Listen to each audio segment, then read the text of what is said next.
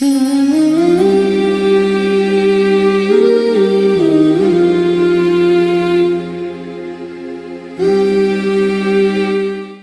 باللہ من الشیطان الرجیم، بسم اللہ الرحمن الرحیم۔ سامعین و ناظرین کی خدمت میں سلام محبت پیش کرتا ہوں۔ جیسا کہ آپ حضرات کے علم میں بخوبی یہ بات ہے کہ یہ مجلس بعنوان مجلس برسی برائے بلندی درجات مرحوم سید ابو الحسن ابن مرحوم سید ناظم حسین صاحب، اس مجلس کو خطاب فرمائیں گے استاد محترم خطیب حسن علی جناب مولانا وسیع حسن خان صاحب قبلہ۔ مجلس کا آغاز تلاوت کلام پاک سے ہوگا، جس کے فرائض کو انجام دیں گے محترم مولانا سید حیدر علی تابی صاحب قبلہ۔ تلاوت کلام پاک کے فوراً بعد پیشخانی کے فرائض کو انجام دیں گے محترم مولانا محمد کاظم صاحب۔ لہذا قبل اس کے کہ میں گفتگو کچھ آگے بڑھاؤں، آپ حضرات سے مؤدبانہ و مخلصانہ گزارش ہے، ایک مرتبہ سورہ الحمد اور 3 مرتبہ سورہ اخلاص کی تلاوت فرما کر مرحوم سید ابو الحسن ابن مرحوم سید ناظم حسین صاحب کی روح کو بخش دیں۔ اللہم صلی علی محمد وعلی محمد، اللہم صلی علی محمد، اللہم صلی علی محمد، اللہم صلی علی محمد۔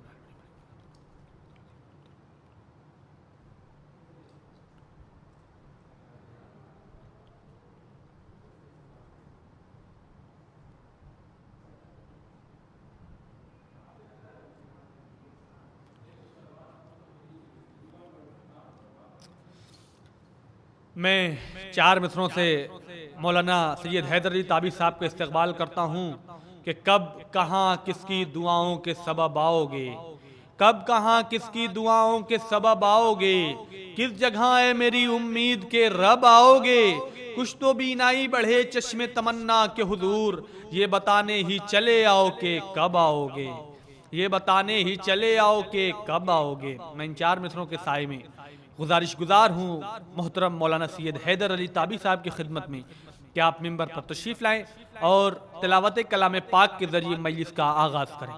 آپ حضرات باواز بلند نعرہ صلوات سے استقبال کریں۔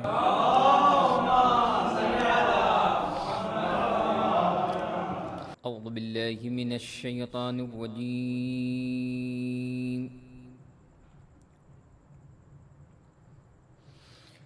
بسم اللہ الرحمن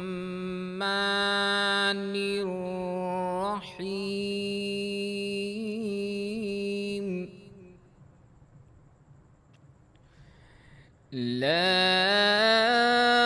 اقسم بهذا البلد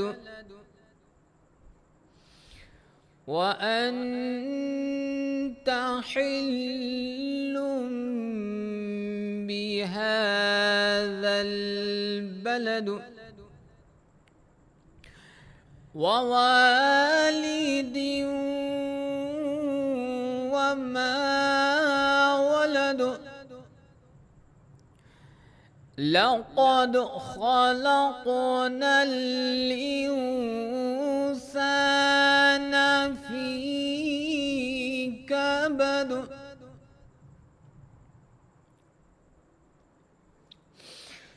بسم الله الرحمن الرحيم، لا أقسم بهذا البلد وأنت حل بهذا البلد ووالد وما ولد، لقد خلقنا الإنسان في كبد، أيحسب أن لن يقدر عليه أحد، يقول أهلكت مالا لبدا، أيحسب أن لم يره أحد، ألم نجعل له وعينين ولسانا وشفتين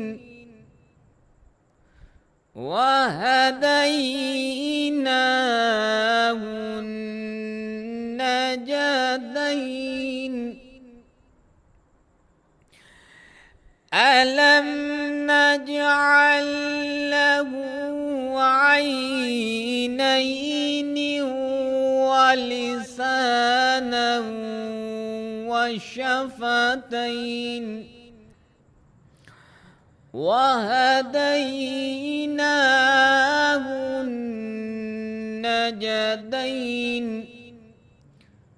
فلاقتحم العقبة وما أدراك ما العقبة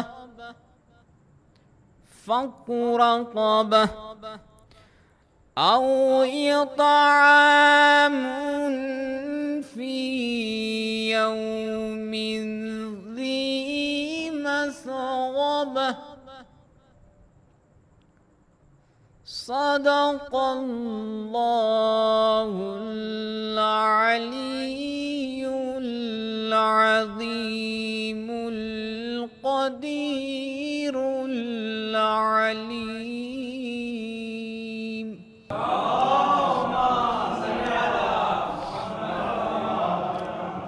جزاک اللہ، ماشاء اللہ، طیب اللہ۔ محترم سید حیدر علی تابی صاحب قبلہ تلاوت کلام پاک کے ذریعے مجلس کا آغاز کر رہے تھے۔ قبل اس کے کہ میں مولانا محمد کاظم صاحب قبلہ کو پیشخانی کے لیے دعوت سخن دوں، مجھے میر نذیر باقری صاحب کا ایک مطلع اور چند اشعار یاد آ رہے ہیں، ان تمام شعروں کے سائے میں ان کا استقبال کروں گا کہ کربلا کہتی ہے دو راہوں پہ چلنا چھوڑ دو، کربلا کہتی ہے دو راہوں پہ چلنا چھوڑ دو، اس طرح سے روز جینا روز مرنا چھوڑ دو، کربلا کہتی ہے دو راہوں پہ چلنا چھوڑ دو، اس طرح سے روز جینا روز مرنا چھوڑ دو، شہ کی اس طرح سے روز جینا روز مرنا چھوڑ دو، پھر وہاں پر دیکھنا تنہا نظر آتا ہے کون، پھر وہاں پر دیکھنا تنہا نظر آتا ہے کون، بس میرے عباس کو فوجوں میں تنہا چھوڑ دو، بس میرے عباس کو فوجوں میں تنہا چھوڑ دو، بس میرے عباس کو فوجوں میں تنہا چھوڑ دو۔ اور آخری شعر اسی شعر کے سائے میں حرف التماس لے کے بڑھوں گا سادہ محترم کی خدمت میں کہ اے مسلمانوں نبی کی آل کے دشمن ہو گر، اے مسلمانوں نبی کی آل کے دشمن ہو گر، فاطمہ کے مہر میں پانی ہے پینا چھوڑ دو، فاطمہ کے مہر میں پانی ہے پینا چھوڑ دو۔ میں ان تمام مصروں کے سائے میں گزارش گزار ہوں محترم سید محمد کاظم صاحب قبلہ کی خدمت میں کہ آپ تشریف لائیں، مدح مولا میں منظوم نذران عقیدت پیش کریں۔ آپ حضرات باواز بلند نعرہ صلوات سے استقبال کریں۔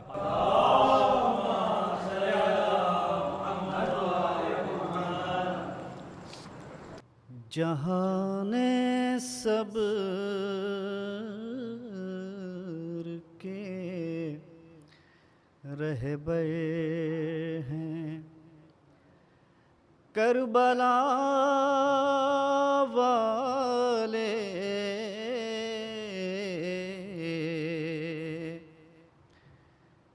جہان صبر کے رہبر ہیں، کربلا والے خدا کے دین کا مقدر ہیں، کربلا والے خدا کے دین کا مقدر ہے۔ شعر ملادہ فرمائیں۔ جہاں پہ خون گرے ان کا سجدگاہ بنے، بڑے ہی طاہر و اطہر ہیں، کربلا والے بڑے ہی طاہروت ہیں، کربلا والے خیال موت کا ان کو ڈرا نہیں سکتا، یم لہو کے شناور ہیں، کربلا والے یم لہو کے شناور ہیں، کربلا والے۔ یہ بھی شعر ملاحظہ فرمائیں کہ یہ کہہ کے شاہ نے گل کر دیا چراغوں کو، یہ کہہ کے شاہ نے گل کر دیا چراغوں کو، یہاں تو سب ہی منور ہیں، کربلا والے یہاں تو سب ہی منور ہیں، کربلا والے۔ حضرات یہ چار مصرع ملاحظہ فرمائیں، قطع بند کی صورت میں ایک مضمون نظم کرنے کی کوشش کی ہے، قدر خاص ملاحظہ فرمائیں۔ یم لہو کے شناور ہیں، کربلا والے عجیب ہوتی ہے عشق حسین کی تاثیر، عجیب ہوتی ہے عشق حسین کی تاثیر، سب اپنے آپ میں لشکر ہیں، کربلا والے سب اپنے آپ میں لشکر ہیں، کربلا والے۔ اور یہیں پہ کھا گیا دھوکہ یزید کا لشکر، سمجھ رہا تھا 72 ہیں، کربلا والے سمجھ رہا تھا 72 ہیں، کربلا والے یہیں پہ کھا گیا دھوکہ یزید کا لشکر، سمجھ رہا تھا 72 ہیں، سمجھ رہا تھا 72 ہیں، کربلا والے۔ حضرات یہ مقطع کا بھی شعر ہے اور اس میں مصائب کا بھی مفہوم نظم مطلب فرمائیں کہ سمجھ رہا تھا 72 ہے، سمجھ رہا تھا 72 ہیں، کربلا والے عجیب حال تھا بازار شام میں کاظم،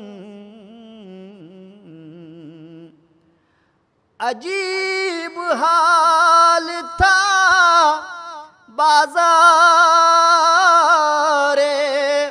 شام میں کاظم،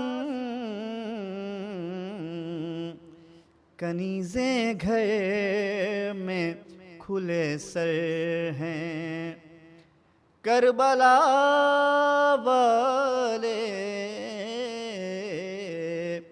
کنیزیں گھر میں کھلے سر ہیں، کربلا والے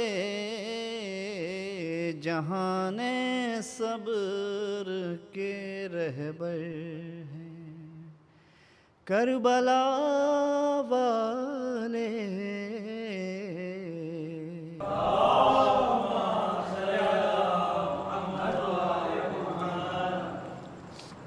جزاک اللہ، ماشاء اللہ۔ محترم مولانا سید محمد کاظم صاحب مدح مولا میں منظوم نذرانی عقیدت پیش کر رہے تھے۔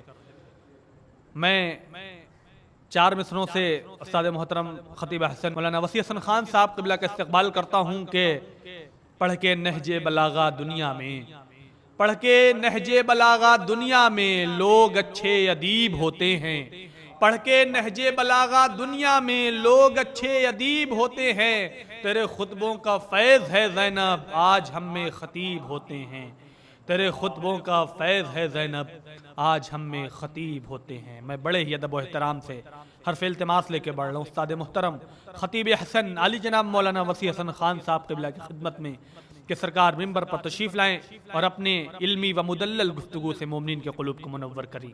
آپ حضرات باواز بلند نعرہ صلوات سے استقبال کریں۔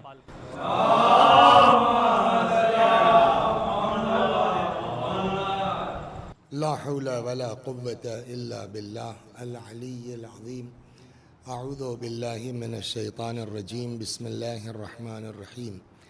الحمد لله رب العالمين بارئ الخلائق أجمعين باعث الأنبياء والمرسلين، والصلاة والسلام والتحية والإكرام على البشير النذير السراج المنير سيدنا ونبينا وشفيعنا إن شاء الله أبي القاسم المصطفى محمد. اللهم صل عليه وعلى أهل بيته مظاهر جلالك وجمالك، واللعن على أعدائهم الشاكين فيهم المنحرفين عنهم أجمعين. أما بعد، فقد قال رسول الله صلى الله عليه وآله وسلم: إني تارك فيكم الثقلين كتاب الله وعترتي أهل بيتي ما إن تمسكتم بهما لن تضلوا بعدي. آپ حضرات سے گزارش ہے ایک بار سورہ حمد اور سورہ توحید کی تلاوت فرما کے مرحوم سید ابو الحسن ابن مرحوم سید ناظم حسین کی روح کو ایصال ثواب۔ بسم اللہ الرحمن الرحیم، الحمد للہ رب العالمین الرحمن الرحیم مالک یوم الدین، ایاک نعبد و ایاک نستعین، اهدنا الصراط المستقیم صراط الذین انعمت علیہم غیر المغضوب علیہم ولا الضالین۔ بسم اللہ الرحمن الرحیم، قل هو اللہ احد اللہ الصمد لم یلد ولم یولد ولم یکن له کفوا احد۔ بسم اللہ الرحمن الرحیم، قل هو اللہ احد اللہ الصمد لم یلد ولم یولد ولم یکن له کفوا احد۔ بسم اللہ الرحمن الرحیم، قل هو اللہ احد اللہ الصمد لم یلد ولم یولد ولم یکن له کفوا احد۔ كذلك اللہ ربی۔ اللهم صل على محمد وآل محمد، اللهم صل على محمد وآل محمد، اللهم صل على محمد وآل محمد۔ یہ ذیقات کا مہینہ جناب 11 تاریخ جو گزری ہے، امام رضا علیہ السلام کی ولادت کی تاریخ، اور اسی مہینے میں شروع میں آپ کی بہن جناب معصومہ قم کی، اسی لیے جو ہے وہ اس کو عشرہ کرامت یا دہہ کرامت کا نام بھی دیا گیا۔ اس پورے 10 دن کا جو ہے وہ ایک ذیقات سے لے کر کے اور 11 ذیقات تک یہ عشرہ کرامت کے نام سے۔ آپ کو اگر یاد ہو، آپ تو نہیں تھے اس سے پہلے کی مجلس میں، اس حدیث کے سلسلے میں آپ کو یاد ہوگا کہ عرض کیا گیا تھا کہ آج اس لیے کہ اس حدیث میں 2 سوالات، یوں تو بڑی باتیں بزرگوں نے بڑی تحقیق، ہاں یہ آپ کو یاد ہے، تو یہ بات ہوئی تھی کہ اس حدیث کے سلسلے میں 2 سوال موٹے طور پر آتے ہیں۔ ایک یہ کہ پیغمبر نے کیا کہا، اور جب یہ طے ہو جائے تو یہ بات کہی تھی، اگر آپ کو یاد ہو، کہ انشاءاللہ اگلی کسی مجلس میں گفتگو ہوگی کہ پیغمبر نے کیوں فرمایا۔ تو کیا کہا تو اس سے پہلے بات ہو چکی، طے ہو چکا کہ پیغمبر نے فرمایا انی تارکن فیکم الثقلین، میں تمہارے درمیان 2 وزنی چیزیں چھوڑ کے جا رہا ہوں، یا اگر یاد ہو تو عرض کیا گیا تھا کہ اس کی ایک میننگ اور ہو سکتی ہے، اگر اس ثقلین کا واحد ثقل کے بجائے ثقل مانا جائے، ثقل کے بجائے ثقل مانا جائے تو اس کے معنی ہوتے ہیں زاد راہ۔ تو اس کا مطلب سیدھا ترجمہ یہ ہوگا، دونوں ہی ترجمے درست ہو سکتے ہیں، کہ انی تارکن فیکم الثقلین، میں تمہارے درمیان 2 وزنی چیزیں چھوڑ کے جا رہا ہوں، یا میں تمہارے درمیان 2 زاد راہ چھوڑ کے جا رہا ہوں، ایک اللہ کی کتاب، دوسرے میری اطرت جو میرے اہل بیت ہیں۔ ما ان تمسکتم بہما لن تضلوا بعدی، جب تک ان دونوں سے وابستہ رہو گے میرے بعد ہرگز گمراہ نہیں ہوگے۔ اور ان دونوں کا آپسی ریلیشن یہ ہے، آپسی رشتہ یہ ہے کہ یہ دونوں ایک دوسرے سے جدا نہیں ہوں گے حتی یرد علی الحوض یوم القیامہ، یہاں تک کہ قیامت میں حوض کوثر پر مجھ سے آن کے ملنے میں۔ صلوات بر محمد و آل محمد۔ آ جائیے آگے تشریف لے آئیے، ایک اور صلوات بر محمد و آل۔ تو آج گفتگو کا رخ یہی ہوگا کہ پیغمبر نے کیوں فرمایا کہ میرے بعد میری اطرت۔ اس لیے کہ دیکھیے اسلام الگ چیز ہے، بادشاہت الگ چیز ہے۔ بادشاہوں کے ہاں تو ہے کہ صاحب ان کے بعد ان کا بیٹا ہو جائے گا، ان کے بعد ان کا بیٹا ہو جائے گا۔ اسلام بادشاہت تو نہیں ہے، تو کیوں پیغمبر نے فرمایا کہ میرے بعد میری اطرت؟ اس کا جواب جو بزرگوں نے دیا ہے موٹے طور کے اوپر اس کے 4 جوابات ہو سکتے ہیں کہ پیغمبر نے کیوں فرمایا۔ اور چونکہ یہ جب بات دماغ میں آ سکتی ہے کہ صاحب یہ اسلام ہے، دین خدا ہے، بادشاہت تو نہیں ہے، تو پھر ہمارے اوپر ذمہ داری یہ آتی ہے کہ ہم اپنی پبلک کو بتائیں کہ پیغمبر پر واجب تھا کہ وہ کہہ کے جائیں انی تارکن فیکم الثقلین۔ اور اس سلسلے میں میرا کوئی رول اس میں نہیں ہے۔ اس دن بھی میں نے عرض کیا کہ اگر ہم آج صرف اپنے بزرگوں کی تحقیقات، یاد ہوگا آپ کو وسیم بھائی کہ 1200 سے لے کر کے اور آج تک یہ 200 برس جو گزرے ہیں، ہم خالی اپنے بزرگوں کی تحقیقات پڑھ لے جائیں، ہمارے لیے وہی بہت ہے۔ کوئی گوشہ ایسا نہیں ہے کہ جو ہمارے بزرگوں نے، یہاں ہندوستان کی بات کر رہا ہوں، ہمارے بزرگوں نے چھوڑا ہو۔ من جملہ اس میں یہ حدیث بھی ہے، خود ابقات الانوار کی پوری جلد اس حدیث کے اوپر موجود ہے، اور بھی بزرگوں نے بہت کام کیا۔ لیکن آج جو ہم گفتگو کر رہے ہیں تو موٹے طور پر جو بزرگوں نے وجوہات بیان کے کیوں فرمایا، 3 جوابات آتے ہیں۔ ہم نے جب ان بزرگوں کی باتوں کو پڑھا تو ہم کو ایسا لگا کہ اس 3 کو 4 بنایا جا سکتا ہے۔ تو میرا رول صرف اتنا ہے کہ میں نے ان 3 جوابات کو کاٹ کر کے بیچ سے 4 میں کنورٹ کر دیا ہے۔ اب یہاں سے آپ توجہ فرمائیں، جو بھی، اس لیے کہ میں نے کہا نا ذیقات کا مہینہ، تو تھوڑی سی 2-4 باتیں امام رضا سلام اللہ علیہ کے متعلق بھی کہنا ضروری ہے۔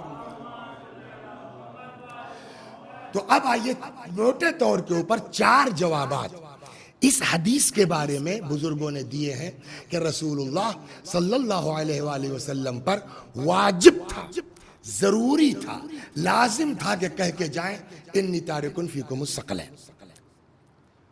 وجہ نمبر 1، فطرت کا تقاضا ہے، کہیے انی تارکن فیکم الثقلین۔ 2، منصب کا تقاضا ہے، کہیے انی تارکن فیکم الثقلین۔ 3، حکم قرآنی ہے کہ کہیے انی تارکن فیکم الثقلین۔ 4، پیغمبر کے مزاج سے بعید تھی یہ بات کہ بغیر کہے چلے جائیں انی تارکن فیکم الثقلین. تو یہ موٹے طور کے اوپر 4 جوابات ہو سکتے ہیں. جلدی جلدی جو ہے وہ اس سے گزر کے پھر ہم 8ویں امام تک آتے ہیں انشاءاللہ. صلوات بر محمد علیہ. اب آئیے پہلا جواب جو بزرگوں نے ارشاد فرمایا کیا؟ فطرت کا تقاضا ہے کہ پیغمبر کہہ کے جائیں انی تارکن فیکم الثقلین. فطرت کیا ہے؟ فطرت کس کی؟ بشر کی، انسان کی.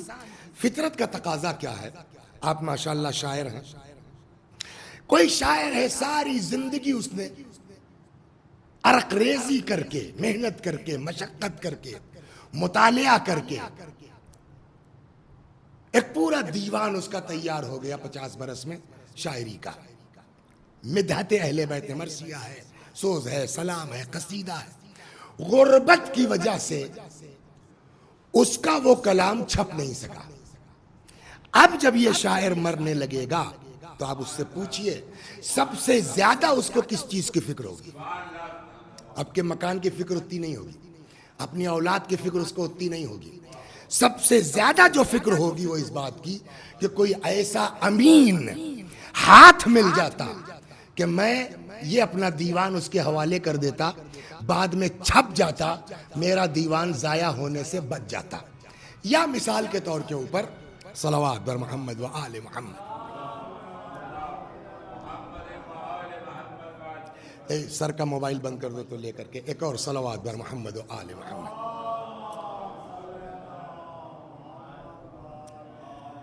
چلیے تو فرض کیجئے کوئی مصنف ہے، رائٹر ہے، اس کی کوئی تحقیق ہے، اس نے کوئی کتاب تیار کی، غربت کی وجہ سے اپنی زندگی میں نہیں چھپوا سکا.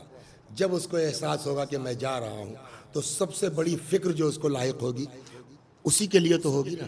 ایک آدمی نے، ہم لوگ گاؤں کے آدمی ہیں، دیہات کے آدمی ہیں، کہتے ہیں کہ اولاد کا پالنا آسان ہے ایک پیڑ تیار کرنے کے مقابلے میں. ایک کسی آدمی نے ایک باغ لگایا، سارے زمانے سے لڑائی جھگڑا ہنگامہ بیریکیٹنگ، لاکھوں روپے خرچ کیا، اب اس کا باغ تیار ہو گیا.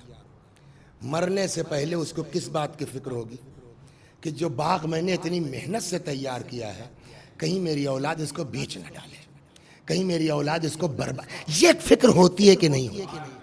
تو یہ ایک فطرت ہے انسان کی کہ جو بھی چیز وہ اپنی محنت مشقت سے تیار کرتا ہے وہ اس کو بچانے کی فکر کرتا ہے.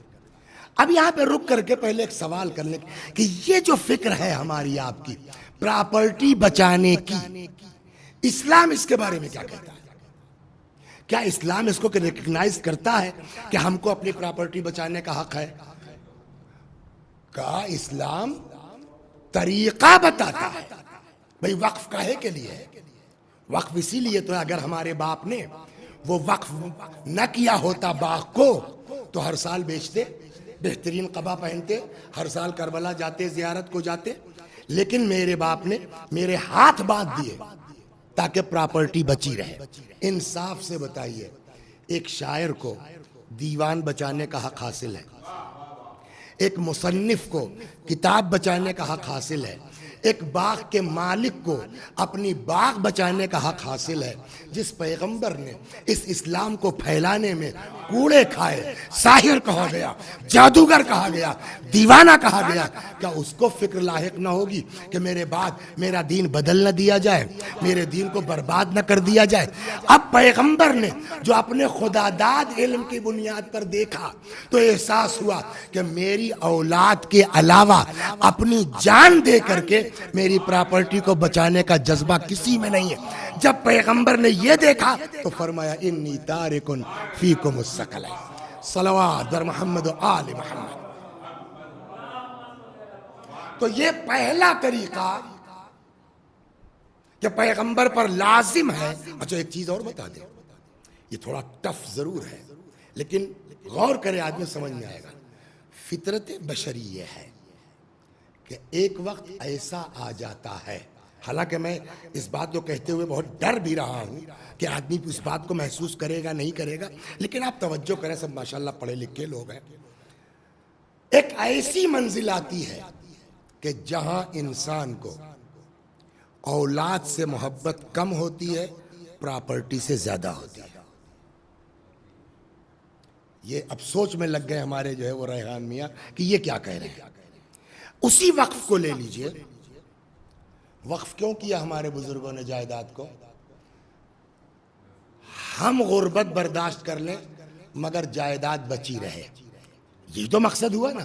ہماری اولاد بیچنے نہ، بھائی بیچ کے آپ کی اولاد ہی تو حرام کرتی نا، لیکن اولاد سختی اٹھا لے مگر ہماری جائیداد بچی رہے.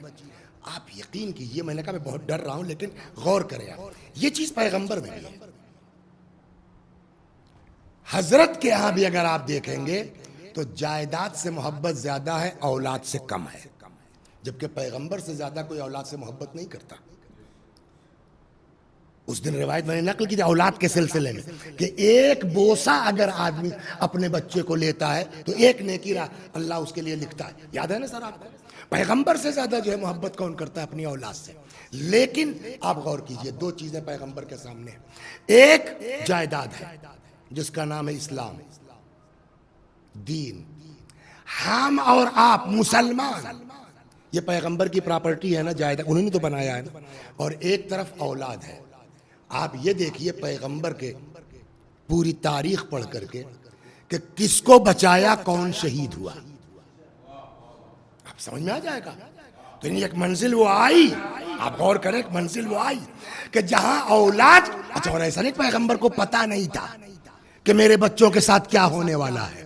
وہ پوری روایت محرم میں آپ کو یاد ہوگا کہ پیغمبر کے اوپر جب جبرائیل نازل ہوئے انہوں نے کہا یہ ہوگا یہ ہوگا یہ ہوگا، قد رضیت، میں راضی ہوں میں راضی ہوں. تو پیغمبر کو پتا تھا اور اس کو جانتے ہوئے دین ان کے حوالے کیا. کیا مطلب؟ یعنی اولاد میری قتل ہو جائے، شہید ہو جائے، مجھ کو برداشت ہے، میری جائیداد بچی رہے. جائیداد کیا ہے؟ یہ اسلام، یہ دین. ہم اور آپ. اب آئیے قرآن پڑھیے. حل جزاء الاحسان الا الاحسان. نیکی کا بدلہ نیکی کے علاوہ اور کیا ہو سکتا ہے؟ پیغمبر نے ہم کو بچانے کے لیے، ہماری عاقبت بچانے کے لیے اولاد قربان کی. تو جب احسان کی بات آئے گی، جواب کی بات آئے گی، تو صحیح مسلمان وہی ہے کہ ایک طرف مال، ایک طرف دولت، ایک طرف جائیداد، ایک طرف اولاد، ایک طرف اولاد رسول. ہم اس وقت صحیح مسلمان ہوں گے کہ جب سب قربان کر دینے کو تیار ہوں اولاد رسول کے مقابلے میں. صلوات بر محمد و آل محمد. اور کربلا میں ہم نے دیکھا ہے کہ جہاں ماؤں کو اپنے بچوں سے بھی وہ لگاؤ نہیں ہے، جاؤ اور میرے امام پر قربان ہو جاؤ. یہ دین ہے. بہرحال اس کو زیادہ طول لگے. پہلا فطرت بشری کا تقاضا ہے کہ آپ کہہ کے جائیے انی تارکن فیکم الثقلین. دو، منصب کا تقاضا ہے. یہ بہت موسٹ امپورٹنٹ موضوع ہے، اس پر توجہ کریں. پیغمبر کا منصب کیا ہے؟ آپ کہیں گے عجیب احمق آدمی، پیغمبر بھی کہہ رہے اور پوچھ رہے ہو منصب کیا ہے؟ پیغمبر تو ہی ہے. کب تک کے لیے ہے؟ ریحان بھائی میں ایک جملہ کہتا ہوں، آپ ترجمہ کیجئے. اشہد ان محمد رسول اللہ. What's meaning of this sentence? میں گواہی دیتا ہوں صلی اللہ علیہ وآلہ اللہ کے رسول تھے یا تھے. آپ سب کہہ رہے ہیں تو کب تک کے لیے ہیں؟ دوسرا سوال، جواب قیامت تک کے لیے. قیامت کب آئے گی نہیں معلوم. تو اب اگر ہم کو جواب دینا ہو تو ہم زیادہ سے زیادہ یہ کہہ سکتے ہیں کہ اللہ نے حضرت محمد مصطفیٰ صلی اللہ علیہ وآلہ وسلم کو نبی بنا کے بھیجا، رسول بنا کے بھیجا ہزاروں سال کے لیے. یہ کہہ سکتے ہیں نا؟ اس لیے 1400 سال تو گزر ہی چکے. 1442 تو ہجرت کو ہو گیا، 13 اور جوڑ لیے، 1450 سے زیادہ ہو چکا. تو یہ کہہ سکتے ہیں کہ اللہ نے نبی کو نبی بنا کے بھیجا کب تک کے لیے؟ ہزاروں سال کے لیے. اس چیز کو یہیں رکھ دیجئے. اب آئیے اس مجلس کے لیے. ہم کو کہا گیا آج آپ مجلس پڑھ دیجئے صلوات بر محمد و آل محمد. آج آپ ایک مجلس پڑھ دیجئے جناب ابو الحسن صاحب کے ایصال ثواب کے لیے. میں نے کہا بھائی کتنی دیر پڑھنا ہوگا یاسر میاں؟ جنرلی نارملی 1 گھنٹہ. ہم کو کہیں جانا ہے، سفر پر ہیں. ہم نے کہا یار چلو جو آدھے گھنٹے میں نپٹا دیتے ہیں. ہم کو پڑھنا کتنی دیر تھا؟ 1 گھنٹہ. ہم نے پڑھا کتنی دیر؟ آدھا گھنٹہ. تو کچھ لوگ تو ہوں گے کہ بھائی یہ کون سا طریقہ ہے، بیچارے نے 1 گھنٹہ کہا تھا، چلو 50 منٹ کوئی بات نہیں تھی، آدھا گھنٹہ. پھر بھی کچھ لوگ ایسے ہوں گے جو کہیں گے نہیں نہیں کوئی بات نہیں ہے، مین چیز محل مجلس مصائب ہے، وہ ہو گیا ڈھنگ کا، ٹھیک ہے آدھا گھنٹے کوئی بات. تو کچھ لوگ ساتھ دینے والے مل جائیں گے. ہم نے بجائے آدھا گھنٹہ کے 15 منٹ پڑھ دی. تو اب مخالفت کرنے والوں کی تعداد بڑھ جائے گی. لیکن آپ جیسے لوگ اکا دکا ملیں گے ضرور. ہمیں تم کو پتا بھی ہے مجلس کیا ہے، مین چیز مصائب وہ ہو گیا، ٹھیک ہے مولانا صحیح ہوا. آپ 15 منٹ پڑھا میں نے، تب بھی لوگ ماننے کو تیار ہیں. میں ممبر پر آیا اور میں نے صاحب فاتحہ پڑھوایا، خطبہ پڑھا، اور آپ لوگ گریہ کیجئے کہ امام حسین سلام اللہ علیہ کربلا میں شہید کر دیے گئے، انا للہ و انا الیہ راجعون. 1 منٹ میں اتر آئے. اب کوئی ہے کہنے والا کہ آپ نے مجلس پڑھی؟ ہر آدمی کہے گا ارے آج کیا ہو گیا، ان تو مجلس ہی نہیں پڑھی. تو اب یہ کہنے لگے صاحب کہ وسیع بھائی کمال کر دیا، آج بلا وجہ بتائیے ہم لوگ جو اتنا سب چھوڑ چھاڑ کے آئے، آپ نے مجلس نہیں پڑھی. میں نے کہا آپ کو شرم نہیں آتی؟ شاعر اہل بیت ہیں آپ اور اس طرح جھوٹ بول رہے. میں ممبر پہ گیا ہوں، میں نے کہا ہے کہ جناب سید ابو الحسن صاحب کے لیے ایک سورہ فاتحہ پڑھیے، پھر میں نے خطبہ پڑھا، پھر میں نے یہ لائن پڑھی، پھر میں نے فاتحہ پڑھوایا. پورے 60 سیکنڈ میں نے مجلس پڑھی اور آپ کہہ رہے میں نے کچھ پڑھا ہی نہیں. آپ کو شرم نہیں آتی جھوٹ بولتے ہوئے؟ قرآن کہتا ہے مومن کچھ کر سکتا ہے، جھوٹ نہیں بول سکتا ہے. آیت ہے انما یفتری الکذب الذین لا یؤمنون. جھوٹ وہی لوگ بولتے جو مومن نہیں ہوتے. اور آپ مومن ہو کہہ رہے میں نے کچھ پڑھا ہی نہیں.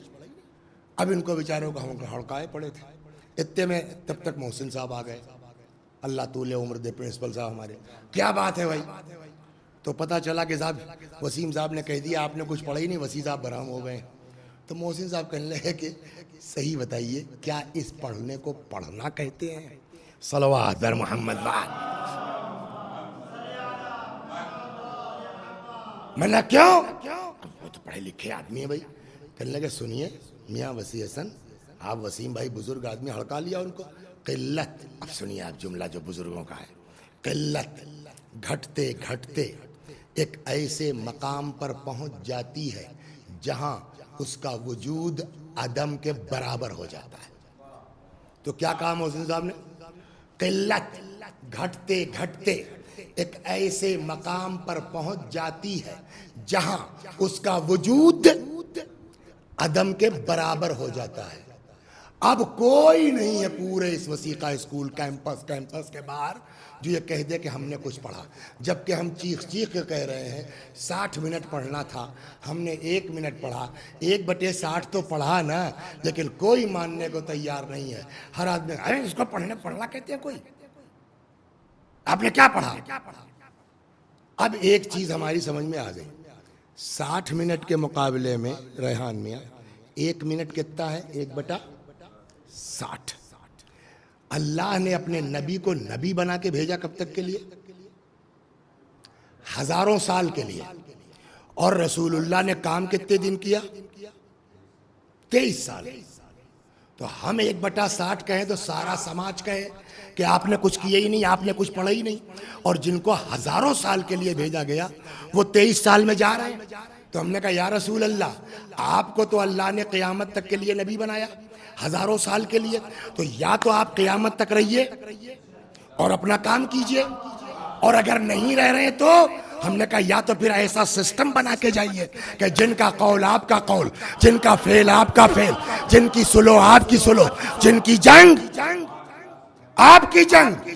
پیغمبر کہیں گے اچھا، اور اگر میں نہ کر کے جاؤں تو؟ میں نے کہا حضور ہماری تو ہمت نہیں ہے کہ ہم آپ کی بارگاہ میں گستاخی کر سکیں، لیکن اگر آپ نے یہ نہ کیا تو قرآن کہہ دے گا فما بلغت رسالتہ، آپ نے رسالت کا کوئی کام ہی انجام نہیں دیا. صلوات در محمد و آل محمد. اور فرمایا تو کس قدر اہمیت ہے. اب جب یہ ہوا تو اب یہ دیکھیں انی تارک فیکم مستقلین ایک حدیث نہیں ہے. یہ انی آپ کو یاد ہوگا اس کے پہلے حصے میں نے کہا کہ یہ حدیث رسول اللہ نے ایک بار نہیں کہی ہے، مختلف مواقع پر. حتیٰ غدیر میں جو خطبہ غدیر ہے اس میں بھی آپ کو یہ ملے گا من کنت مولا فعلی ھذا علی مولا جہاں. اس غدیر میں بھی پیغمبر نے فرمایا. اس کا کیا مطلب ہوا؟ یہ حدیث نہیں ہے، پیغمبر پہلا گویا قیامت تک کا سسٹم بتا کے جا رہے ہیں، اور اس میں جو پہلی فرد ہے اس کو غدیر میں اٹھا کے پہچنوا دیا من کنت مولا ہو فہذا علی مولا. اب جو جاتا جائے گا بعد والے کو بتاتا جائے گا، صلوات بر محمد وہاں سمجھاتا جائے گا، پہچنواتا جائے گا. تو کتنے طریقے ہو گئے؟ فطرت کا تقاضا ہے کہ کہیے، منصب کا تقاضا ہے کہ کہیے. تیسری بات عرض کی گئی تھی حکم قرآن ہے، کہیے. اچھا قرآن میں کوئی آیت ہے؟ قل انی تارک فیکم الثقلین. یہاں ماشاءاللہ کئی پڑھے لکھے مدرسے کے طالب علم لوگ بھی بیٹھے ہیں، ہے کہیں کوئی آیت؟ قل لا اسألکم علیہ اجرا الا المودۃ فی القربى تو ہے، مگر قل انی تارک فیکم الثقلین تو نہیں ہے. کہا نہیں ہے. کہا تب کیسے کہہ دیا آپ نے قرآن کا حکم کہیے؟ جواب صلوات بر محمد و آل.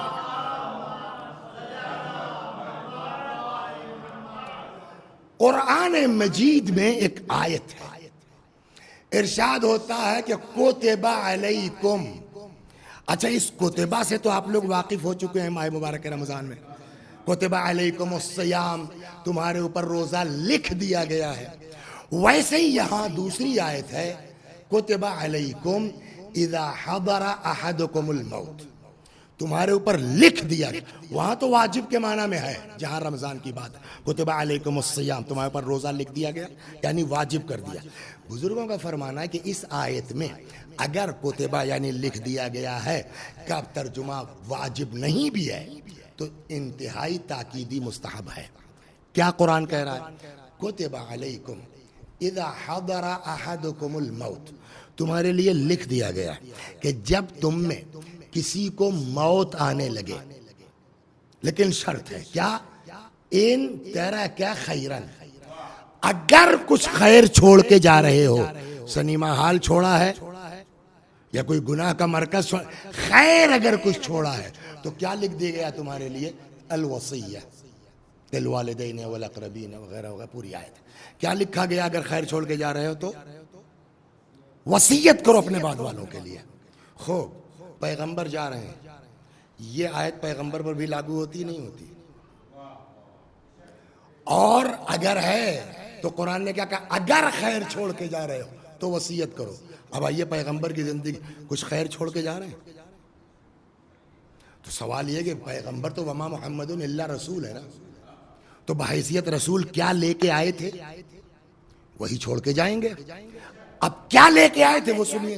سورہ مبارکہ جمعہ سب کو یاد ہے، هو الذی بعث سبحان اللہ فی الامیین رسولا. ٹھیک یہاں تک تو ہو گئی بات. اب آئیے هو الذی بعث فی الامیین رسولا منہم یتلو علیہم آیاتہ، ایک، ویزکیہم، دو، وَيُعَلِّمُهُمُ الْكِتَابِ، تین، والحکمت، چار. تو پیغمبر کیا لے کے آئے؟ چار چیزیں: تلاوت کتاب، تزکیہ نفس، تعلیم کتاب، تعلیم حکمت. چار چیز ہوئی نا. اب اس حکمت کے بارے میں قرآن میں ایک جگہ آیت ہے، آپ گھر جا کے دیکھیے گا. سر آیت الکرسی سے تھوڑا سا آگے بڑھیں گے آپ، وہاں آپ کو یہ آیت ملے گی حکمت کے بارے میں. ارشاد ہوتا یؤتل حکمت من یشاء، اللہ جس کو چاہتا ہے حکمت دیتا ہے. جیسے قرآن میں ہم نے لقمان کو حکمت دے دی. اللہ جس کو چاہتا ہے، کبھی انشاءاللہ خدا نے وقت دیا تو حکمت کے اوپر گفتگو ہوگی. لقمان کے اوپر بھی ضرورت ہے کہ مجلسیں پڑھی جائیں انشاءاللہ، کیا کیا نصیحتیں ہیں ان کی. قرآن کہتا ہے یؤتل حکمت من یشاء، اللہ جسے چاہتا ہے حکمت دیتا ہے. اس کے بعد وَمَن يُؤْتَ الْحِكْمَةَ فقد اوتی خیرا کثیرا، اور جس کو حکمت دے دی گئی اس کو خیر کثیر دے دیا گیا۔ اللہ نے پیغمبر کو حکمت دی، تعلیم حکمت کر رہے ہیں وہ، تو اب حکمت جو ہے 4 چیزیں لے کے آئے تھے۔ حکمت پوری پراپرٹی کا کون سا حصہ ہے؟ 1/4، یہی نہ ہوا؟ اس 1/4 حکمت کے لیے قرآن کیا کہہ رہا ہے؟ ہم جس کو حکمت دے دیں خیر کثیر ہے، تو جس کی 1/4 پراپرٹی خیر کثیر ہو جائے تو اس کی پوری جائیداد۔ تو اب جب قرآن نے کہا اگر خیر چھوڑ کے جا رہے ہو تو اپنے بعد والوں کے لیے وصیت کرو، قرآن کا حکم ہے۔ پیغمبر نے وصیت کی، انی تارک فیکم الثقلین کتاب اللہ و عطرتی اعلم، صلوات بر محمد و آل محمد۔ یہ 3 باتیں ہو گئی، اب آئیے چوتھا اور اپنے امام تک چلتے ہیں انشاءاللہ۔ فطرت کا تقاضا ہے، منصب کا تقاضا ہے، حکم قرآنی ہے، قرآن کا حکم ہے۔ 4 پیغمبر کے مزاج سے بعید تھی یہ بات کہ بغیر کہے چلے جائیں انی تارکن۔ پیغمبر کا مزاج کیا ہے؟ آپ نے فرمایا نا کہ پیغمبر کے مزاج سے بعید ہے یہ بات، تو پہلے ہی بتاؤ پیغمبر کا مزاج کیا ہے۔ اب جب پیغمبر کے مزاج کی بات آئے گی تو فوراً سوال ہوگا، آپ کو اپنی بیوی کا مزاج معلوم؟ جس کے ساتھ آپ 20 سال سے رہ رہے ہیں، 10 سال سے رہ رہے ہیں، 50 سال سے رہ رہے ہیں، آپ کو اپنے بیٹے کا مزاج معلوم ہے؟ بڑی جان دیتے تھے اولاد کے لیے، سب کچھ بیچ دوں گا، بچوں کو پڑھاؤں گا، اور اس کے بعد جب پڑھا لیا تو آپ کہتے میں نے آگ کر دیا۔ ہمیں آپ کو تو بڑی محبت تھی اپنی اولاد سے، آگ کیوں کر رہے ہیں؟ کہ ہمیں کیا پتا تھا شادی کے بعد کم وقت اتنا بدل جائے گا۔ تو جس کے ساتھ آپ 30 برس رہے ہیں اس اولاد کا مزاج تو جانتے نہیں آپ، جس کے ساتھ آپ 20 سال سے رہ رہے ہیں اس بیوی کا، چھوڑیے بیوی بچوں کو، سوال۔ اور یہ دیکھیے ریحان میاں ہوتا ہی نہیں ہوتا، خود ہم کو اپنا مزاج معلوم ہے فیضی بھائی؟ کیا مطلب؟ سب کے ساتھ ہوتا ہے، بڑی سے بڑی بات کہہ دیجئے، کبھی کبھی ایسا ہوتا ہے آدمی ہنستا رہتا، موڈ ہے ایسا، ارے یار چھوڑو بکنے دو، ہوتا ہی نہیں ہوتا۔ اور کبھی آدمی نے کچھ نہیں کہا ہے، خالی منہ بنایا آپ کو دیکھ کے، یا اشارتن اور کنایتن کوئی بات کہہ دی، وہ جو جا کے دل میں لگی ہے تو 5 برس ہو گئے دل سے نکل رہی نہیں یہ بات، تپے ہوئے ہیں آپ۔ انسان کا مزاج کیا ہے؟ ایک بار آدمی آپ کو گالی دیتا ہے آپ مسکراتے رہتے، ایک بار کوئی آدمی اشارتن کوئی بات کہہ دیتا ہے آپ 5 سال سے تپے ہوئے ہیں۔ تو جس انسان کو اپنا مزاج نہیں معلوم، جس انسان کو اپنی بیوی بچوں کا مزاج نہیں معلوم، اس انسان کو کیا حق ہے کہنے کا کہ رسول اللہ کا مزاج یہ تھا؟ سوال معقول ہے نہیں ہے؟ جواب کہ بھئی جس نے پیدا کیا، جو خالق ہے، جو مالک ہے، وہ تو مزاج جانتا ہے نا۔ اگر وہ بتا دے کہ مزاج ہے میرے حبیب کا یہ، تو تب تو ماننا پڑے گا۔ ایک چیز۔ دوسری چیز، اکثر آپ لوگوں نے دیکھا ہوگا، آپ کے ساتھ بھی ہوا ہوگا بیٹا، آپ کے ساتھ بھی ہوا ہوگا، بڑی دوستی تھی صاحب، دانت کاٹی دوستی تھی، 10 برس کے بعد دھیرے دھیرے ایک ساتھ نہیں ہوتا، لیکن اب بالکل آنا جانا نہیں ہے۔ ہمیں کیا ہو گیا؟ ہمیں چھوڑو یار، وہ آدمی ٹھیک نہیں ہے۔ دوستی کیوں کی تھی؟ سمجھے نہیں تھے۔ لیکن ہم آپ دیکھیے، ہم آپ بغیر مزاج سمجھے دوستی کر لیتے ہیں، لیکن خدا بغیر مزاج سمجھے حبیب تھوڑی بنائے گا، صلوات بر محمد بغیر مزاج سمجھے تو دیکھیے بڑی مشکل ہے۔ کچھ چیزیں ہیں جو قرآن میں ہیں، عربی زبان میں عام طور پر ہمیں اردو میں بہت اس کو اچھا نہیں سمجھا جاتا، اور جھٹکے میں اگر ہم وہ کہہ جائیں تو میں بھی کہ میرے خلاف کلپ چل جائے، لہٰذا اس کو دھیرے دھیرے سنبھال کے چلتا ہوں۔ ایک صلوات در محمد اس لیے کہ لفظ بڑا خطرناک ہے۔ ہمارے اردو زبان میں ایک لفظ بولا جاتا ہے لالچ۔ اچھی چیز ہے کہ بری چیز ہے؟ بری چیز ہے۔ ایک صاحب ہم سے ملے، کہنے لگے صاحب کب اسکول کھل رہا ہے؟ ہم نے کہا بھیا دیکھو 1 جولائی، شاید 1 سے 8 تک کی بات ہو رہی ہے، آگے پتہ نہیں، واللہ عالم۔ کہنے صاحب اگر کھل جائے تو ہم بھیج دیں بچے کو؟ ہم نے بھیج دو۔ وہ صاحب ان کا بچہ 6 کلاس میں 5 پاس کر کے آ گیا. 1 سے 8 کھلا ہوا تھا. ہم لوگوں کی فرصت ہی فرصت ہے, ٹہل رہے ہیں. ایک دن اتفاق سے اس علاقے میں مجلس پڑھنے جانا ہوا, تو جن کا بچہ تھا, باپ تو ہے نا, وہ آئے کہنے لگے حضور میرا بچہ ٹھیک ٹھاک ہے, کوئی شکایت تو نہیں ہے. میں نے کہا آپ کیا بچہ ہے آپ کا, اس قدر لالچی لڑکا میں نے دیکھا ہی نہیں آج تک. اب وہ تو بیچارے برا ماننے لگے ہیں, کہنے لگے سر کیا کہہ رہے ہیں آپ, ہم لوگ 4-5 بھائی ہیں, ایک ہی مکان میں رہتے ہیں الگ الگ, سب کے جو ہے وہ کچن میں کہیں بھی فریج رکھی ہے, اور سب سے کمزور میں ہوں, میری فریج خالی رہتی ہے, بقیہ بھائیوں کی فریج بھری رہتی ہے, لیکن کبھی اس نے مڑ کے نہیں دیکھا کہ چاچی کے یہاں کیا ہے, وہ فلاں کے یہاں کیا ہے, بڑی امی کے یہاں کیا ہے, ایسی بات کر رہے ہیں. میں نے کہا او ان کو برا لگ گیا. میں نے اور پھینٹنا شروع کیا, ارے بھائی میں نے آج تک ایسا لالچی لڑکا دیکھا ہی نہیں. اب ان کو خوب تپا رہے ہیں. جب وہ خوب, اب قریب تھا کہ وہ ناراض ہو جاتے کہ آپ کیا بک رہے ہیں. میں نے کہا بھائی ابھی تو میرے پاس اس کی کلاس بھی نہیں ہے, مگر اسکول جاتے ہیں, بیٹھے ہوئے ہیں, تو جب دیکھیے مولانا صاحب اس کا کیا مطلب ہوا, مولوی صاحب یہ کیا ہوا, ہمیں پتہ نہیں کتنی اس کو سیکھنے اور پڑھنے کی لالچ ہے. جیسے ہی میں نے کہا پتہ نہیں کتنی سیکھنے پڑھنے کی لالچ ہے, تو وہ ابا جو اب تک منہ بنا تھا ہنسنے لگے. وہ اب بتائیے ریحان بھائی, علم کی لالچ اچھی ہے کہ بری؟ اچھی ہے. تو اس کا مطلب یہ ہوا, اسی میں نے کہا کیل کانٹا پہلے درست کریں, اس کا مطلب یہ ہوا کہ آپ جنرلی طور پر نہ لالچ کو اچھا کہہ سکتے ہیں, نہ لالچ کو برا کہہ سکتے ہیں. آپ کو لالچ کی زمین دیکھنی پڑے گی.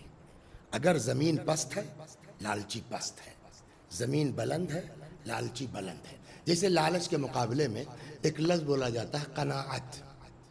حدیث میں تعریف ہے اس کی, قد عز من قنع وذل من طمع.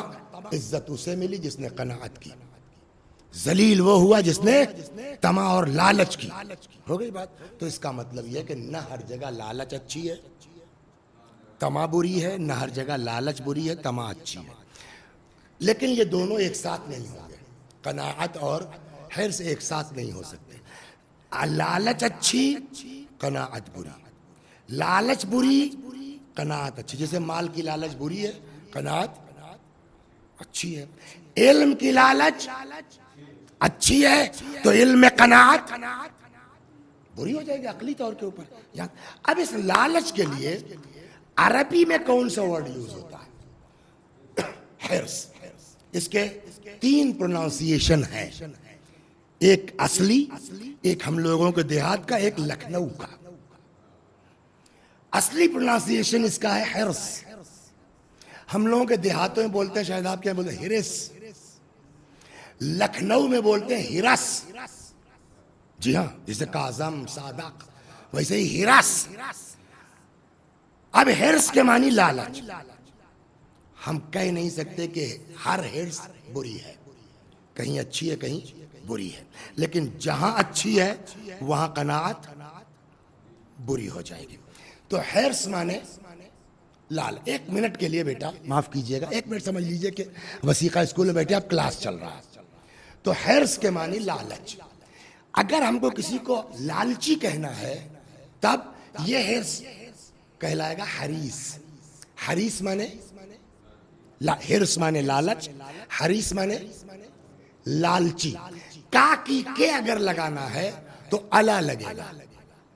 جیسے حریصن علی المال, مال کا لالچ بالکل آسان ہے. حریصن علیکم یا حریصن علی العلم, کیا مطلب ہوا؟ علم کا لالچی. سیم ورڈ حریص کا, اس لیے میں ٹرانسلیشن نہیں کر رہا ہوں, قرآن کا لفظ ہے. میں کہہ دوں گا جو ہے تو آپ کسی کو برا لگے, پیغمبر کے لیے جملہ استعمال کیا اور کلپ چل جائے گی, لہذا ترجمہ نہیں کروں گا. آپ کو معلوم ہے حریص کے معنی کیا ہے. یہی لفظ حریص قرآن مجید نے رسول اللہ کے لیے یوز کیا ہے. یو نو سر, کیا ارشاد ہوتا ہے حریصن علیکم, یہ میرا پیغمبر حریص ہے تمہارا. ہمارا حریص ہے مینس ہمارے مال کا, ہماری لال جو ہے باغ کا, ہماری دولت کا وہ تو پہلے ہی کہہ دیا تھا، چچا ان سے کہہ دیجئے ایک ہاتھ پہ چاند رکھ دو، دوسرے پہ سورج رکھ دو، میں ہدایت سے باز نہیں آؤں گا۔ تو اس کا مطلب پیغمبر حریص ہیں ہمارے کاہے کے لیے؟ ہماری ہدایت کے لیے۔ یہاں تک آ گئی بات آپ کو؟ اور اگلے فقرے سے بھی سمجھ میں آ رہا ہے کہ ہدایت مراد ہے۔ کیسے؟ اس لیے کہ پوری آیت جب آپ سنیں گے نا، ایک اچھی سلوات پڑھی، پوری آیت سناتا ہوں۔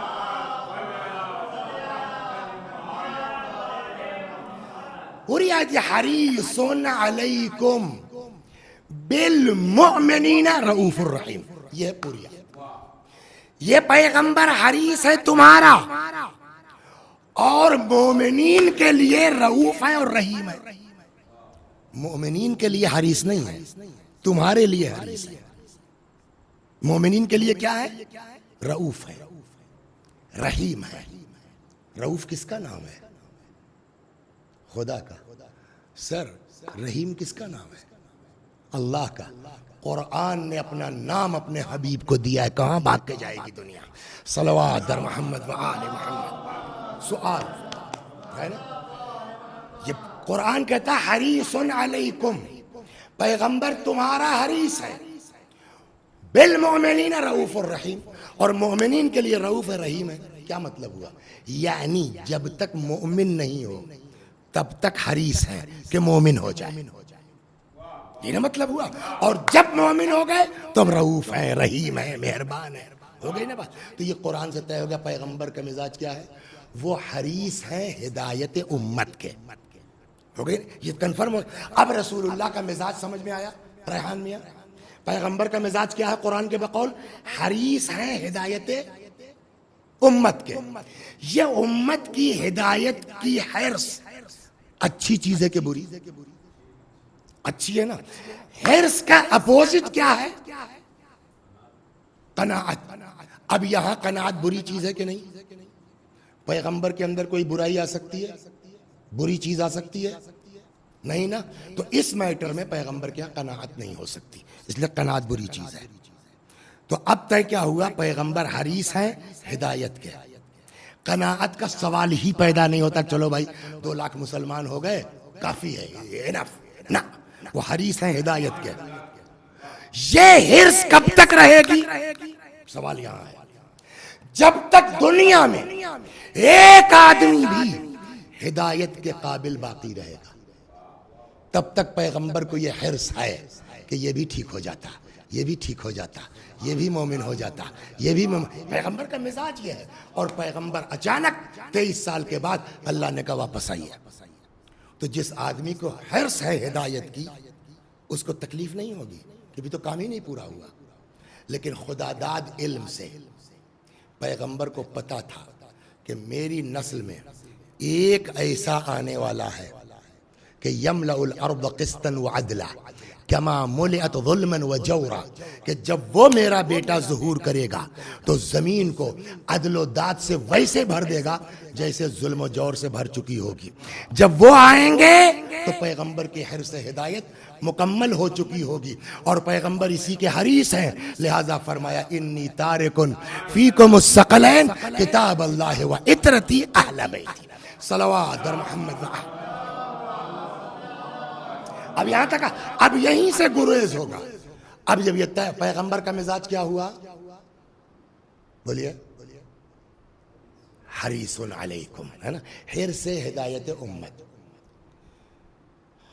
یہ مثال کے طور کے اوپر ہے، میرا کوئی مقدمہ نہیں ہے کہیں، میرا مقدمہ چل رہا تھا، اتفاق سے وکیل صاحب نہیں آئے، میں بڑا پریشان کہ آج وکیل صاحب نہیں آئے، کیا کروں؟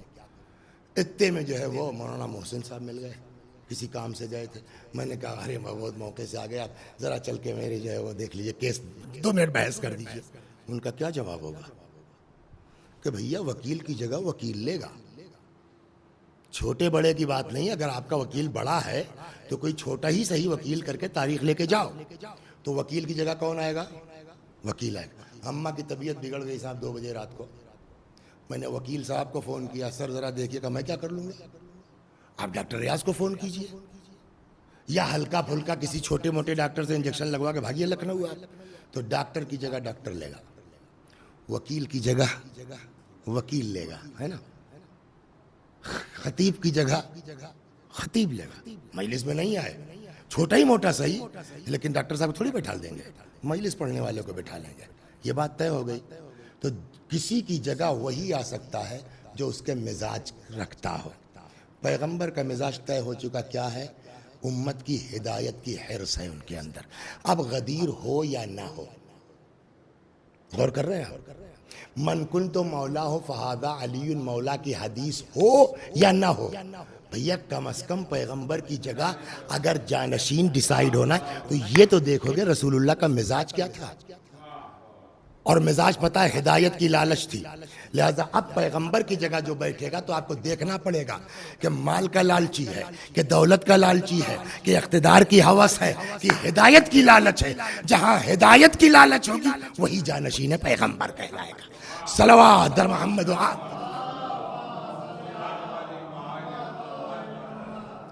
اب یہاں سے میں آپ کو گریز کے طور پر لا رہا ہوں، جب اس اعتبار سے آپ اطرت کو دیکھیں گے، پیغمبر نے بلا وجہ تھوڑی کہا انی تارکن فیکم مستقلا، جب اولاد رسول کو دیکھیں گے آپ تو ہر فرد کے اندر یہ جذبہ پایا جا رہا ہے جو رسول اللہ میں تھا، کاہے کا؟ ہدایت کا۔ اور ہے کوئی دنیا میں گالی بکنے والے سے کہے کہ کھانا کھا لو، سواری لے لو، قرضہ ادا کر دیں گے، مولا کیوں؟ تو دیکھتے رہو۔ تھوڑی دیر کے بعد وہی آدمی کہتا ہے جب شام سے چلا تھا، کوئی پوچھتا سب سے بڑا دشمن کون ہے تو آپ کا اور آپ کے باپ علی کا نام لیتا۔ آج کوئی پوچھے سب سے بڑا دوست کون ہے تو آپ کا اور آپ کے باپ علی کا۔ یہ امام حسن نے کیوں برداشت کیا؟ ہم کو گالی دے لو کوئی بات نہیں، کم از کم جنت کی راہ تک تو آ جاؤ گے۔ امام حسین کی تاریخ پڑھیے، کر سکتے تھے۔ راستے میں جب ہر کا لشکر ملا ہے، ایک حضرت عباس کافی تھا۔ جو پوزیشن ہے ہر کے لشکر کی، 1000 آدمی کا لشکر ہے، امام نے پانی پلا دیا۔ کیوں؟ عاشور کے دن سمجھ میں آیا، 1000 میں سے 4 لوگ آ گئے۔ یہ ہے ہدایت کی لالچ۔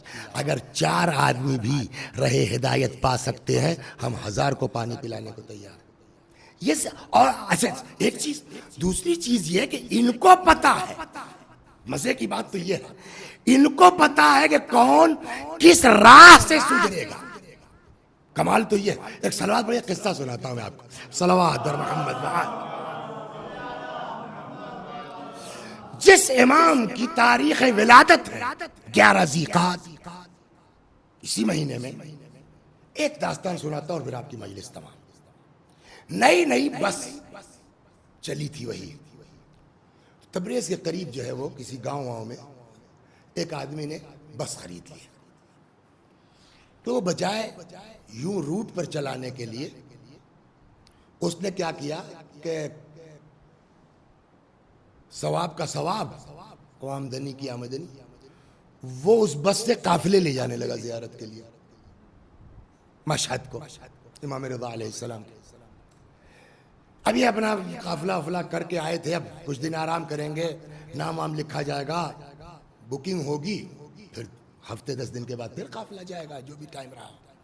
ایک دن خواب میں دیکھا امام رضا علیہ السلام تشریف لائے ہیں، فرماتے ہیں اب کی جب قافلہ لے کے آنا تو ابراہیم جیب کترے کو ساتھ لے آنا۔ سن رہے؟ اس نے کوئی توجہ نہیں، یہ کون سا خواب ہوا؟ دوسرے دن سیم خواب ریپیٹ ہوا، تیسرے دن سیم، اب کی آنا ابراہیم جیب کترے کو لے کے آنا۔ کہا یار 3 دن ایک ہی خواب، اس کا مطلب کچھ مصلحت ہے۔ تو پہلے ڈھونڈنا شروع کیا، بھیا ابراہیم کون ہے، یہ جیب کترا کہاں ملے گا؟ تو پتہ چلا تھا فلانی جگہ پر۔ وہاں پہنچے، بھیا ابراہیم صاحب ہیں، آپ جی فرمائیے کیا حکم ہے کہیے۔ کہنے آپ کو میرے ساتھ مشہد چلنا ہے۔ دیکھیے گناہگار کی 2 قسمیں ہوتی ہیں، ایک گناہگار وہ ہے مولائی صاحب کہ وسیع حسن ٹائپ کا، کہ گناہگار بھی ہے اور اپنے کو بہت بڑا مولانا بھی سمجھ رہے ہیں، صاحب ہم تو مجلس پڑھتے ہیں، ہم تو یہ ہیں، ہم تو وہ۔ ایسے آدمیوں کا سدھرنا بڑا مشکل ہوتا ہے۔ ایک گناہگار وہ ہے جو گناہگار ہے اور اس کو یہ احساس ہے کہ میں گندا آدمی ہوں، اس کے ٹھیک ہونے کے چانسز زیادہ ہیں. جیسے ہو احساس ہوا کہ ہم گناہگار ہیں، علیہ السلام ہو گئے، سمجھ گیا. ورنہ اسی زمانے میں ایک سے ایک قرآن پڑھنے والے تھے جو رہ گئے. امام حسین کے ساتھ سلام اللہ علیہ نہیں آئے. خوب اب اس پر بھی ایک مجلس ہو سکتی، کیسے کیسے لوگ اپنے کو متدین سمجھتے تھے اور رہ گئے امام حسین کے ساتھ آنے سے. خوب تو اس نے کہا یار جاؤ اپنا کام کرو. کیا بات کر رہے ہو تم؟ کہاں امام رضا اور کہاں ہم؟ جا وہاں ڈھنگ کے لوگ جاتے، ہم جیسے لوگوں کی جگہ نہیں ہے وہ. اس نے کہا یار چلو. جب زیادہ اصرار کیا، پتہ نہیں یار ہم آپ کو لے جانا چاہتے ہیں. کہ کیوں نہ جانا چاہتے یار؟ کہ بس دل میں آ گیا آپ کو لے جائیں. کہ تو کیا فری میں لے جاؤ گے؟ یہ دیکھو پیسہ نہیں میرے پاس، یہ فلانی بڑھیا کا بٹوا مارا تھا، اس میں 4 تومان ہے، لے چلو گے؟ کہ یار جب ہم تم سے کہہ رہے ہیں تو یہ 4 کی بھی ضرورت نہیں ہے. تمہارا کھانا پینا رہنا سب میرے ذمہ ہے بھائی، تم چلو خالی. اچھا اب لاکھ گناہگار ہو، کہیں نہ کہیں اندر محبت اہل بیت تو ہے نا. سوچا یار فری میں چانس مل رہا ہے، کیا بیوقوفی چھوڑ رہا. اس نے کہا ٹھیک ہے چلو. چل پڑے، قافلہ تیار ہو گیا، بس چلی. تو آج کی طرح جو ہے وہ راستوں میں اتنے جو ہے وہ آبادیاں نہیں ہوتی، دور تا دور جنگل ہی ہے. گئے صاحب کچھ دور چلے، تب تک دیکھا بیریئر لگا ہوا ہے. رک جاؤ. رکے ہو، چڑھ گئے. راہزن جس کے بعد صاحب نکال دو. اب تو صاحب سارے مسافروں کی حالت خراب. لو بھیا لو بھیا. تو وہ جو قافلے والا مالک کم ڈرائیور قافلہ سالار تھے، ان سے بھی چھین لیا. چلا جاؤ. اب بس چل پڑی. کچھ دور جا کر کے ڈرائیور نے بس روکی، وہ اتر کے لگا بھوں بھوں رونے. تو ابراہیم جو جیب کترا تھا کہنے بھیا کیا بات ہے، رو کیوں رہے ہو اچانک؟ اب کر رو یہ رہا ہوں کہ بھیا ان لوگوں کا تو کوئی مسئلہ نہیں ہے، جیب میں پیسہ نہیں ہے، کوئی بات نہیں، جائیں گے آئیں گے. میں پریشان یہ ہوں کہ ان سب کو جو ہے وہ میرے پاس تیل بھرانے تک کا بھی تو نہیں ہے، سب تو لٹ گیا. ان کو ٹکانا، ان کو کھلانا سب تو میں وصول چکا ہوں نا. تو ابراہیم نے کہا اچھا بلاؤ سب کو، سب کا پیسہ میں دیتا ہوں.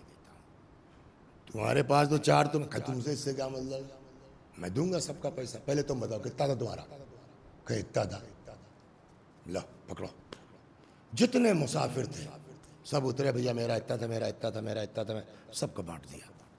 کل ہو گیا نا بھیا؟ ہاں سمجھ گیا. یہ دیکھو 4 تومان میرے پاس، میں لے چلا دو 4 تومان ہے. بس والے نے کہا کہ یار اتنا پیسہ تم لے کے چلے، تمہارا کیوں نہیں لوٹا؟ کہ میرا بھی گیا. کہ تو یہ کہاں سے کہ تم کو پتا ہے میرا مین پیشہ کیا ہے؟ کہ کیا؟ کہ میرا کام ہے جیب کترا، منہ میں جیب کاٹنا میرا کام. تم لوگ سب لوگ پریشان ہو گئے تھے اور میں تڑے ہوئے تھا کہ سب لوٹ کے رکھتا کہاں ہے. اس کو کیا پتا کیا ہو جائے گا، وہ تو وہ اپنا بالکل مطمئن ہے، وہ تو خود ہی ڈاکو ہے. میں نے اس کی مار دیے تھیلی جو ہے وہ جہاں رکھا تھا اس نے. تب پھر وہ ڈرائیور لگا زور زور رونے کہ یار اب کیا بات ہے، اب تو ہو گیا نا تمہارا سب کچھ. کہ اب میں سمجھا کہ 3 دن لگاتار امام نے کیوں کہا ابراہیم جیب کترے کو لے آنا. کچھ سمجھ میں آیا. پڑھتے تو روز ہیں ہم لوگ، السلام علیکہ یا مغیث الشیعۃ والزوار. اللہ دنیا میں بھی فی یوم الجزاء، آخرت میں بھی. اللہ اکبر. اب وہ کہتا ہے ابراہیم کیا واقعی مولا نے کہا تھا اس طرح؟ کہا ہاں. کوئی بات نہیں، چل پڑے. مشہد پہنچ گئے. اترو بھیا، اتر گئے. چلو کہاں چلے؟ چلیے جہاں رکنا ہے زیارت کرو. چلو. کہا ہم تھوڑی جائیں گے اسے. کیوں؟ کہا آپ لوگ سب لوگ خود سے آئے ہیں، مجھ کو پکڑوایا گیا ہے. اپنے کو گناہگار سمجھ رہا ہے نا. اللہ اکبر. اب مجھ کو پکڑوایا گیا، مجھ کو بلایا گیا. تو جب مجھ کو بلایا گیا ہے تو جیسے مجرم لے جایا جاتا ہے ویسے لے چلو مجھ کو. جیسے مجرم لے جایا جاتا ہے ویسے لے چلو مجھ کو. ہاتھ میں دھوایا. کیا ہوا؟ بہت وقت آپ کا لے لیا میں نے. اب ایک وقت وہ آیا کہ جب یہ قافلے کی واپسی کا وقت آ گیا. چلو بھیا سب لوگ ابراہیم کے پاس ہے. چلو بھیا قافلہ تیار ہے. تم لوگ آئے تھے جاؤ. ہم خود سے تھوڑی آئے تھے، ہم تو بلوائے گئے تھے. ہم کو تو بھی آرڈر نہیں ہوا کہ واپس جاؤ، اور جب تک نہیں کہیں گے یہ ان کا در نہیں چھوڑوں گا۔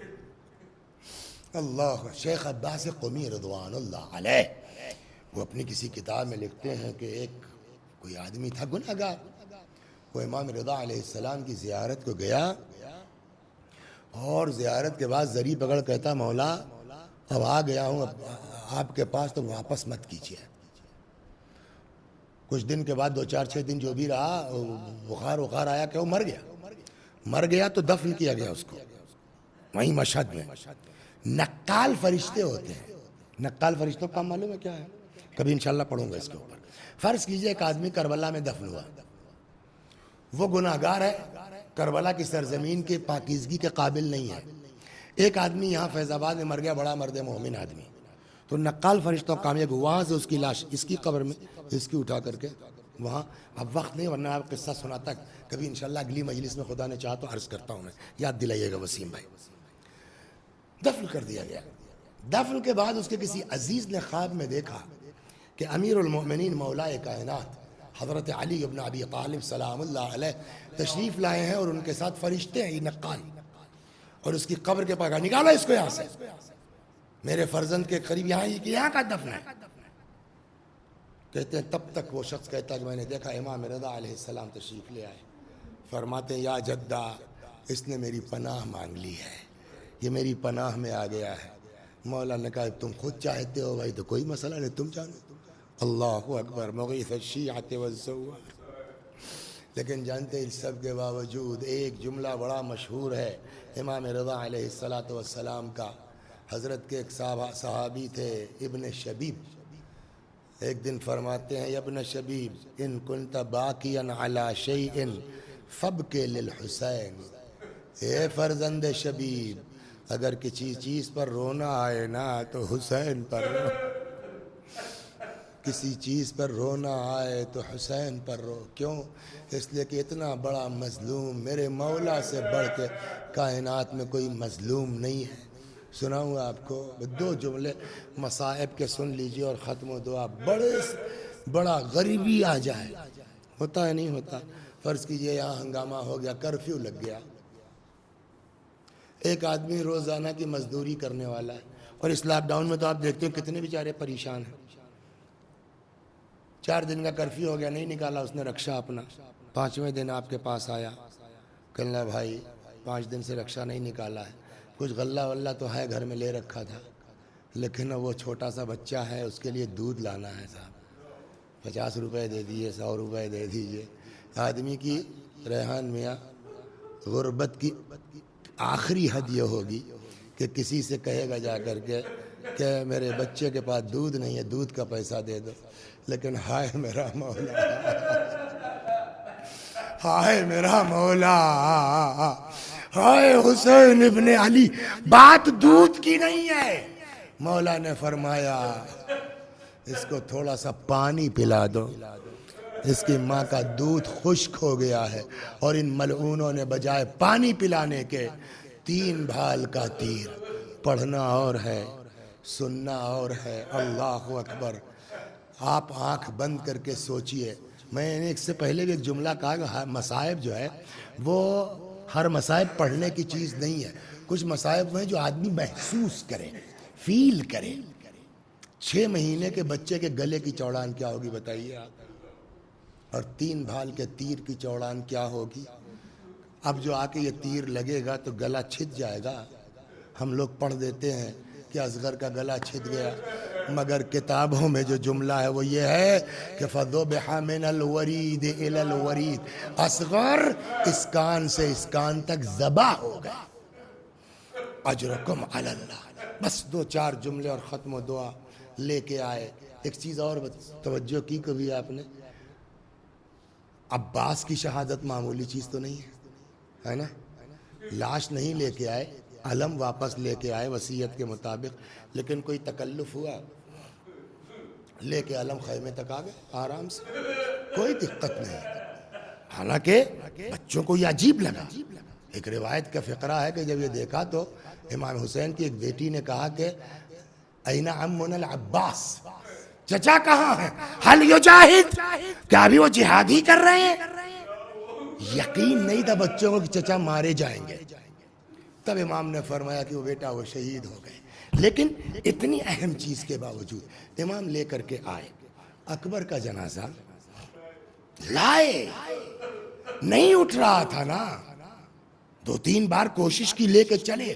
آخرش باقاعدہ کہا بنی ہاشم کے بچوں آؤ اپنے لے گئے نا. قاسم کی لاش اللہ اکبر ٹکڑے صحیح لے کے آئے نا، کوئی تکلف نہیں ہوا. اس 6 مہینے کی لاش میں کیا تھا؟ آپ سنتے ہوں گے، اعمال کرتے ہیں نا عاشور کے دن. روایت کہتی مولا 6 مہینے کے اصغر کو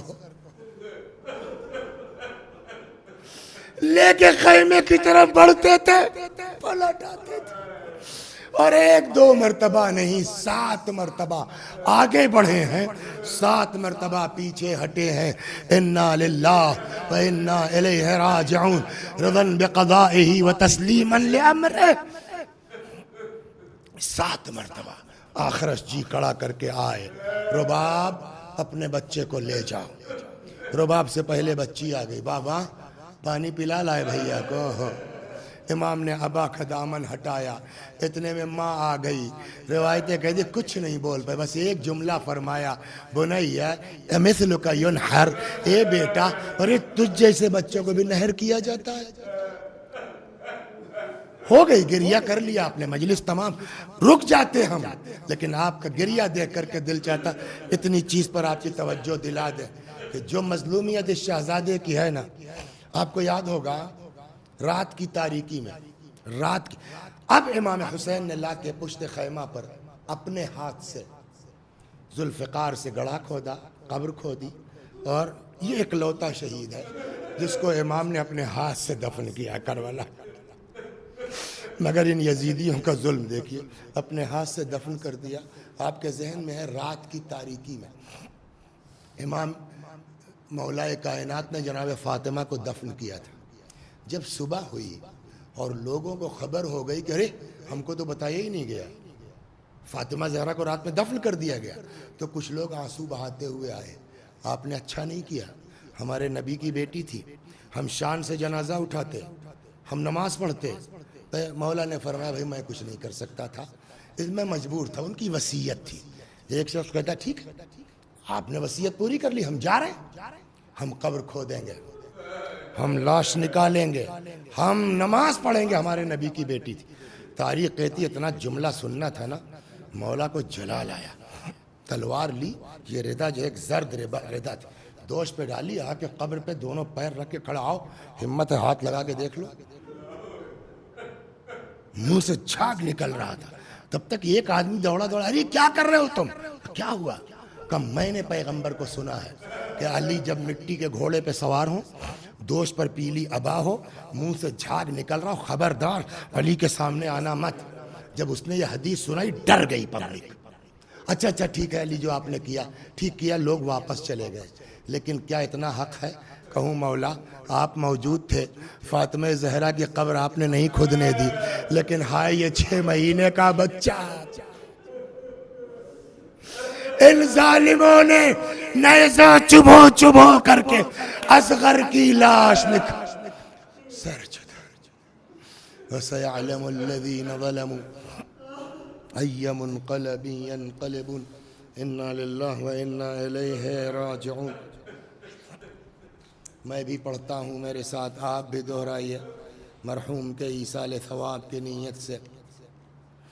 اللہم صلی علی محمد و آل محمد، اللہم صلی علی محمد و آل محمد، اللہم صلی علی محمد و آل محمد. اعوذ باللہ من الشیطان الرجیم، بسم اللہ الرحمن الرحیم.